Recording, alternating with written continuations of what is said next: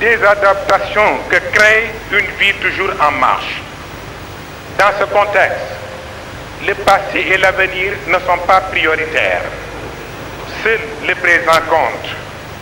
C'est une belle occasion alors de recevoir, mûrir par une volonté irrésistible passer à l'action. Le manque de moyens ne peut servir d'excuse à notre neutralité, à notre non-participation à l'éducation des enfants. Un grand éducateur du pays, Cheikh Ahmed Tidiane Sy, nous dit ceci: l'éducation, c'est avant tout notre foi dans un programme de diversité. Donc, force nous est d'apporter le meilleur de nous-mêmes en plaçant ainsi la sécurité de nos enfants garante de la sécurité du pays. Et si aujourd'hui, l'espoir des femmes et des enfants ne se dirige que vers la révolte, alors là, les responsables n'ont plus le droit de se déclarer les héros face à un tel arsenal de déstabilisation et de dépersonnalisation. Le poète Ahmed Shawqi avait raison en nous livrant cet enseignement. Wa innamal umamul akhlaqu ma baqiyat fa inhum zahabat akhlaquhum. Zahabu, c'est-à-dire une race. Ce sont ces qualités qui la personnifient. Si les bonnes qualités s'en vont, la race s'en va avec elle. L'imam al-Ghazali, dans son livre Ayyuha al-Walad, disait en s'adressant à tous les enfants de la foi: mon fils, parmi les conseils donnés par le prophète de l'islam,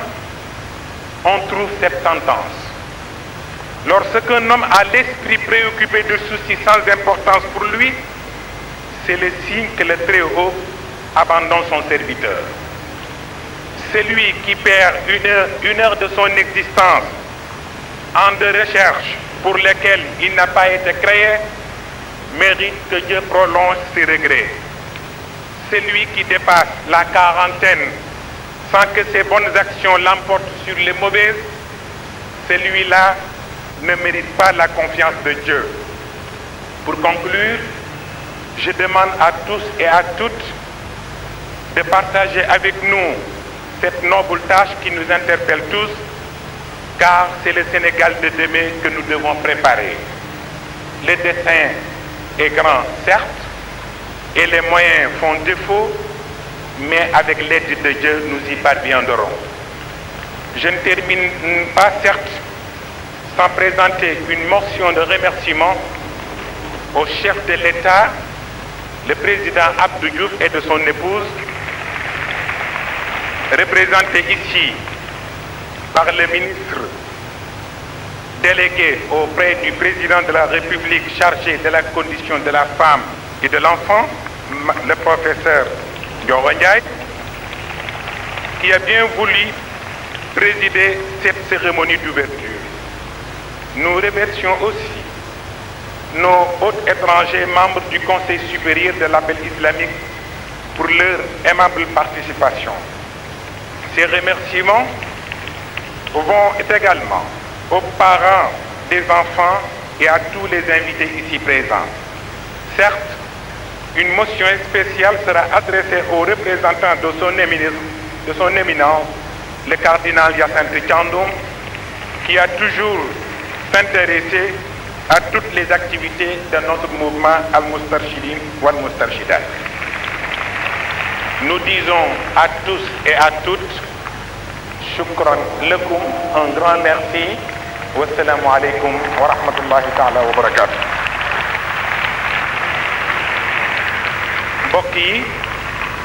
ngeen baal ma sama tubaab baaxul parce que defuma école française.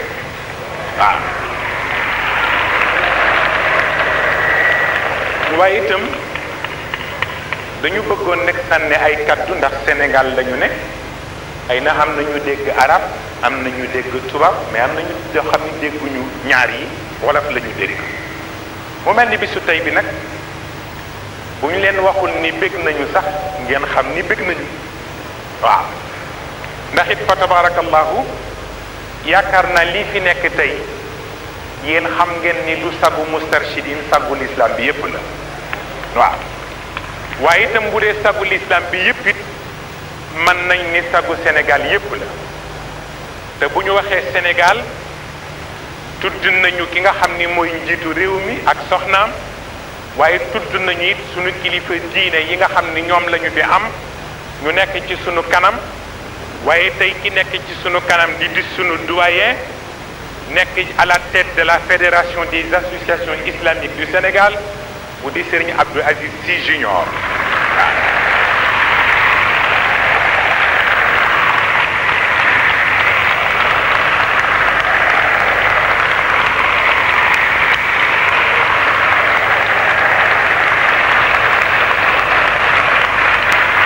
bu ko defee nag moom ci boppam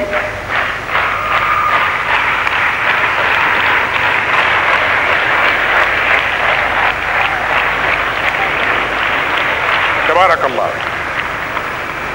moom ci boppam moo bëggoon ñëwal boppam waaye xam ngeen ni li xew suba yépp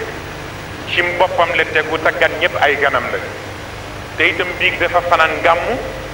tey ci suba mu xëy njaareem pour benn journée bu mu fa waroon ubbi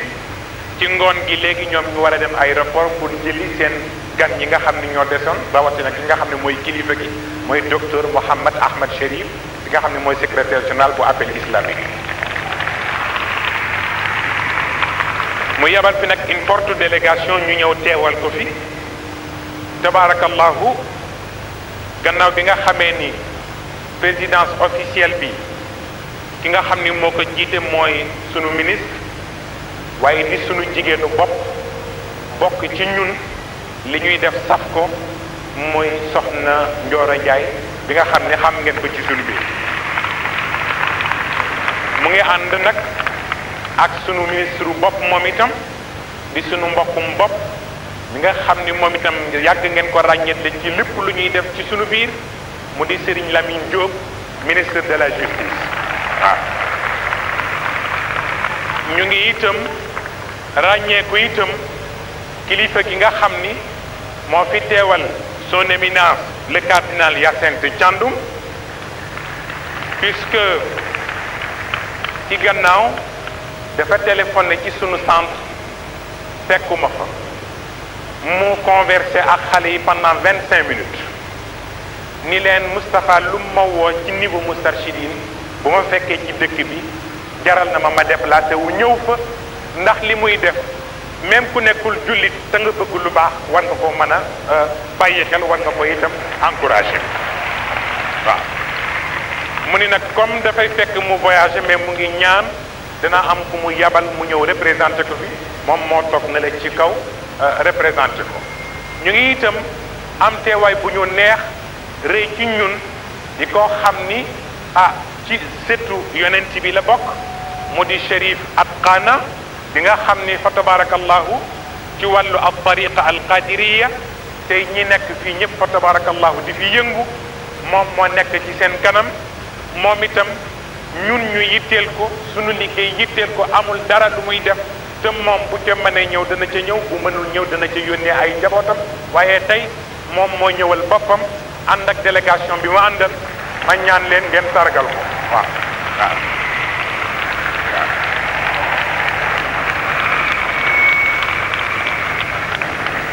ci biir loolu itam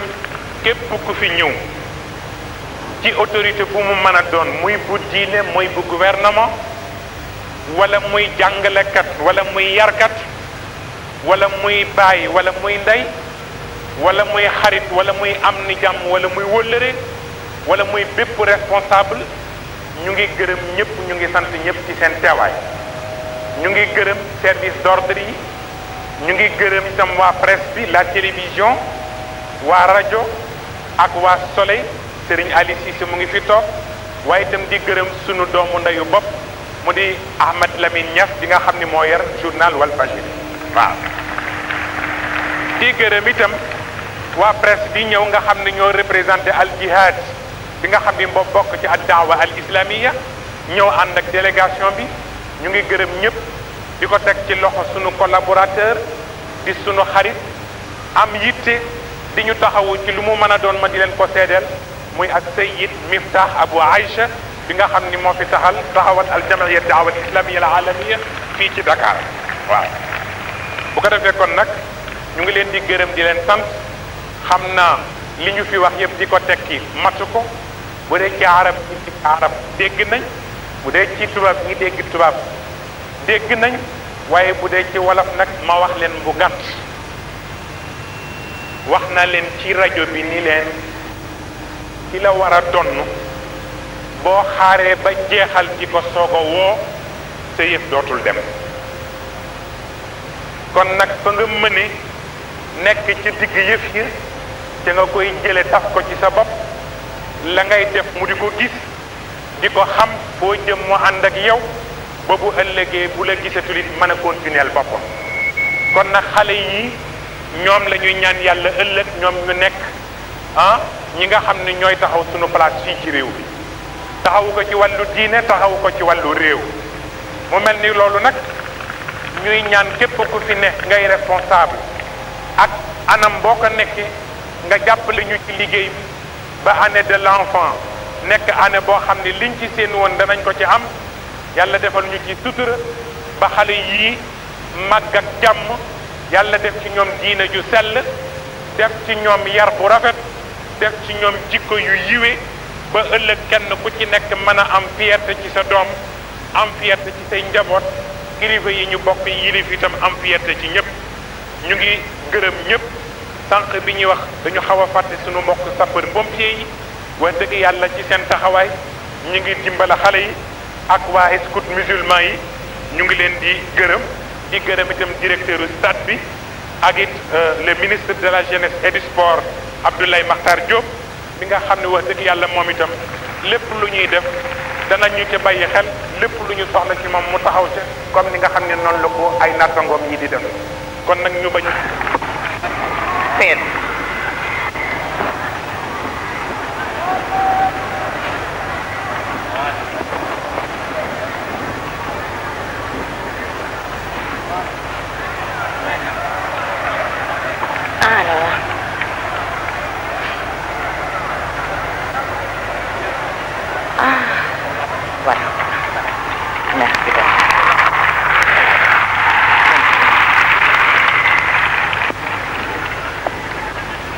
Bismillahirrahmanirrahim.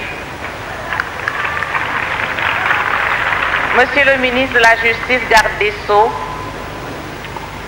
Monsieur le représentant, Monsieur le responsable moral du Daïratul Moustarchidine, Moustarchidat, Messieurs les membres du Conseil supérieur de l'appel islamique, Monsieur le représentant du cardinal Thiandoum, éminentes personnalités ici présentes, distingués invités, chers parents, chers enfants. En tenant une fois de plus cette rencontre sur ce sol béni du Sénégal, tremplin de l'islam et plateforme stratégique, vous perpétuez, Monsieur le responsable moral, l'œuvre prodigieuse de nos vénérés pionniers au service de l'islam que sont El Hadj Omar Foutiyou Tall, El Hadj Malick Sy Maodo, Cheikh Ahmadou Bamba, Seydina Issa Laye, Mouhamadou Lamine Dramé et j'en passe. En dignes héritiers de ces combattants infatigables de la foi, vous militez activement pour la cause de l'islam, pour la culture de l'esprit et du cœur. Et vos actes de tous les jours sont une croisade pour l'instauration d'un monde de paix, de tolérance, de lumière, de liberté, de justice sociale, de démocratie, de fraternité et d'égalité. C'est la raison pour laquelle le chef de l'État, le président Abdou Diouf, et son honorable épouse, Madame Elisabeth Diouf, retenus par les devoirs de leur charge, m'ont personnellement désigné pour vous dire combien ils auraient souhaité être parmi vous en ce moment, pour vous témoigner à vous tous tout l'intérêt qu'ils accordent à cette manifestation. Par ma voix, recevez leur message d'encouragement et d'amitié, vous qui ne cessez de contribuer à l'éducation et à la formation de la frange la plus sensible de notre population, j'ai nommé la femme et l'enfant. En effet, vous l'avez dit tout à l'heure, monsieur le responsable moral, la femme est la moitié de l'humanité. Mais autant qu'elle est la moitié de l'humanité, elle porte aussi l'autre moitié de l'humanité, que sont les enfants. En effet, à l'aube de cette nouvelle décennie, l'éducation religieuse en particulier, l'éducation tout court en général, comme tant d'autres domaines qui préoccupent le monde, alimente une profonde réflexion prospective, comme du reste, vous le savez, à l'échelle internationale, se prépare actuellement le sommet mondial de l'enfance aux États-Unis au mois de septembre 1990. Dans ce cadre, le Daïratul Moustachidine, sous le guide éclairé de Serigne Moustapha Sy, considère ce thème comme prioritaire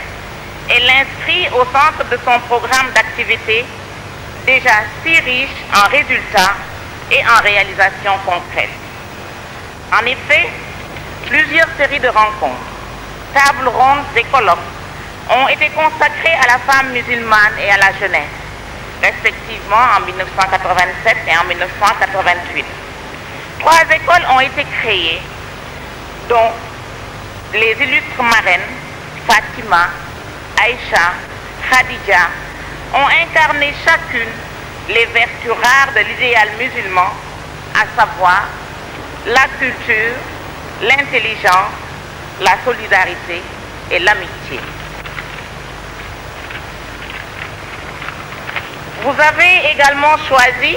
1987, année de la femme, avant de dédier 1989 à la jeunesse.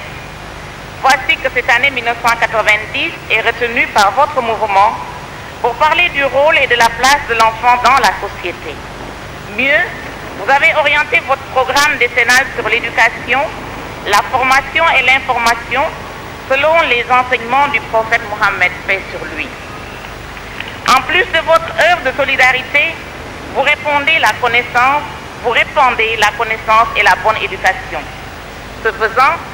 vous aidez non seulement le musulman, mais tous les hommes de bonne volonté à mieux vivre en harmonie avec leur environnement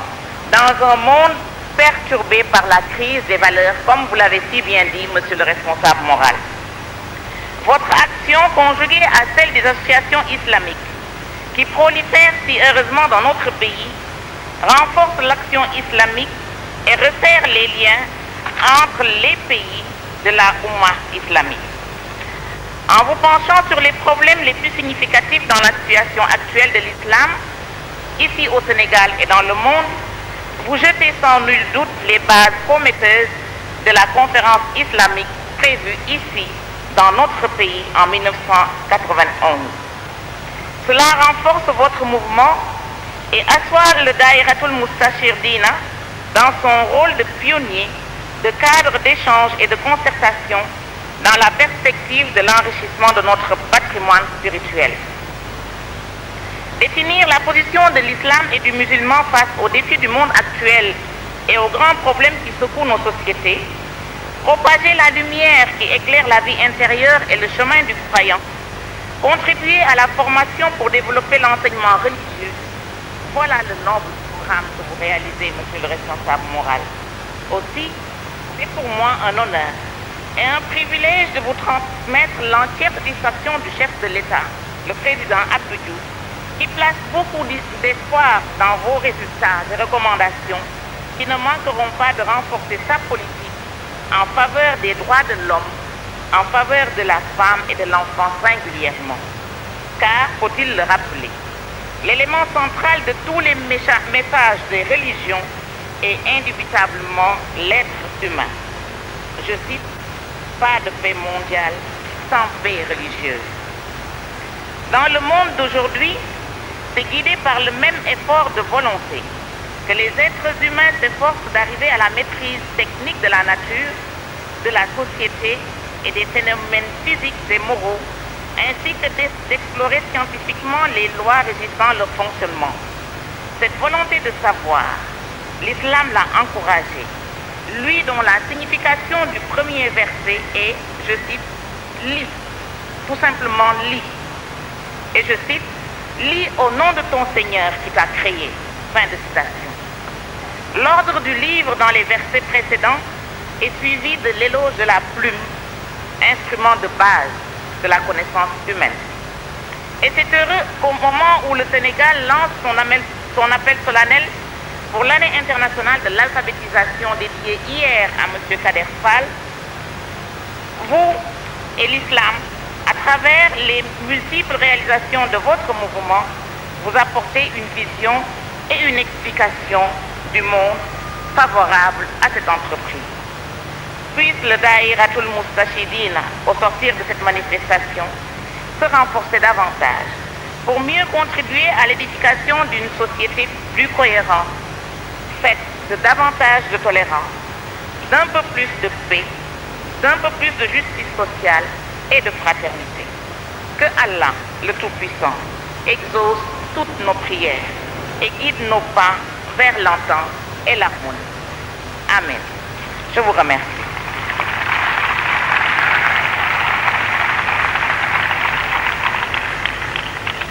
ma tënk waxtaan wi ci wolof sëriñ bi wax na ko sànq nee na fii Sénégal yépp fi daje ba ñu leen nuyoo yéen ñépp nuyu bu ñu tibbi suñu xol nuyu bu sell nuyu leen sargal leen ba pare ba félicité xale yi ñu gis xale yi nga xam ne li ñu def ñun ñépp suñu yaram daw na ci ndax discipline ndax organisation ndax xam seen bopp ndax mën a tëye seen bopp parce que itam li tubaab di wax l'éducation la maîtrise de soi ci la bokk te li ma gis léegi ci xale yi li ñu won lépp daf leen di tabax day tabax seen jëmm day tabax tam seen xol pour une maîtrise ñoom pour ñu gën a mën a xam naka la ñu mën a jàpp seen bopp te ku mënul jàpp sa bopp mënuloo xam yow yaay kan te crise yi ñuy wax li sëriñ bi wax na ko sànq crise de plusieurs ordres la crise morale crise culturelle crise spirituelle également waaye crise bi bu crise amee toujours solution yi dana am à côté dafay fekk rek yenn saa yi xëy na daf dul arranger ñëpp pour ñu mën a xam yan mooy solution yi identifier leen jël leen à bout de bras appliquer leen ndax crise yooyu mën fi jóge le président Abdou Diouf nag moom mi nga xam ne ci kàddoom la ñuy waxe tey ak ci kàddu soxnaam su tedd madame Elisabeth Diouf lii ñu gis tey yaakaar naa ne ñoom itam buñ ko gisee ci document bi ñu leen di jox seen xol na ci sedd te daañu rassurer itam ndax lii dafa nekk seen préoccupation lii dafa leen tere nelaw lii dafay loo nga xam ne éducation xale yi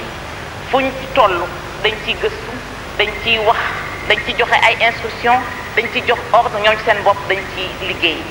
képp koo nga xam ne dénk dañ la fii secteur rek bu touché éducation de la femme éducation de l'être humain éducation des enfants loxo président de la république ak loxo soxnaam da nga ko fekk parce que ñoom ñoo koy jëkkee ñu gërëm leen ci loolu disponibilité boobu ak disposition d'esprit boobu mu wax nag ne ñu wax ma ne naa leen waxal sëriñ bi ne ko lii muy def ñi ngi ciy teg seen bët ñi ngi koy gis ñi ngi koy surveiller muy lu leen neex ñu lay encourager nee nañu nii nga commencé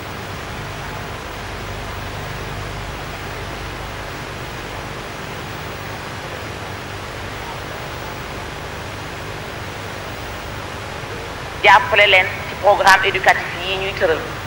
bu ñëwee sama ministère mu wax naa la ko keroog sama bureau ne naa ñun suñu bopp dañ koy jël jàppale leen ci lu ñu leen jiit ngeen fekk ñu loo leen ñu jiit rek ñu fekk leen ci noonu lañ koy jàppee ba at mi jeex soobee yàlla te itam jox naa la rendez-vous à la fin de l'année bés booy évaluer sa année de l'enfant daañu mën a seet pas à pas lan fi ñu toll tey ak fa ñu jëm déwén nañu yàlla may rek kattan yàlla may ñu santé yàlla may ñu wér-gu-yaram ba ñu mën ko fekke ba loolu wéyee may ñaanal aussi parents xale yi ma fi gis ne leen xale yi day ku leen am nga loo nga xam ne lu am maanaa la ci say loxo parce que xale yu discipliné laa fi gis xale yu yaru laa fi gis mais xale yu tam yoo nga xam ne bëgg nañu mel ni seen référence yi nekk ci tribune bi xale yoo nga xam ne dañuy mimer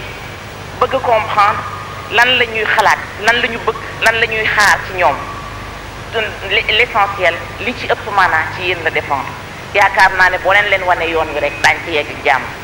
ñu di leen ñaanal yàlla dimbali leen yàlla may leen wér gu yaram yàlla may leen gudd fan ba déwén bu fekkee ne ñi ngi évaluer fii xale yi ñoom ci seen bopp ñu ëpp ci bénéfice lu ci yàlla mën ci maye lu ci yàlla mën a wàcc ci barke ci at mi ñoom ñu ëppale ci ñëpp parce que ñoom ñoo ko mérito wasalaam maa ngi leen di gërëm di leen sant.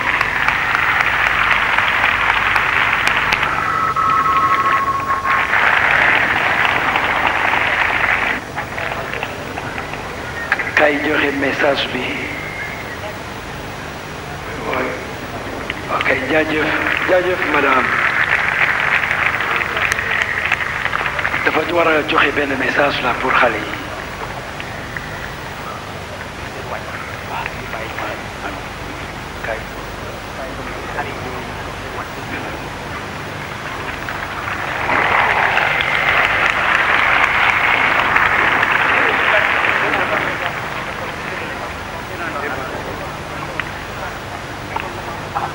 léegi sax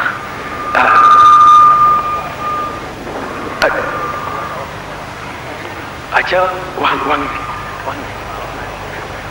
mbir moomu ñu leen waxoon ngeen yëkkati leen ko waaw waxal kay waaw kay suñu mbokk mu baax moo ñu ko laaj muy Serigne Lamine Diop ni orchestre bi nañ ko rabbul tabaraka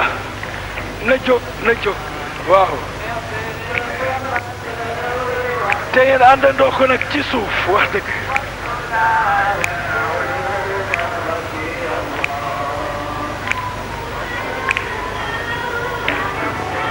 na ci ñëpp ànd na ñëpp jàpp waay na ñëpp jàpp rek na jóg kaw rek jàmm la na jóg kaw na ñëpp àndandoo ak moom na ñëpp toog te ñëpp ànd ji na ñëpp toog benn place te ñëpp ànd ji Baba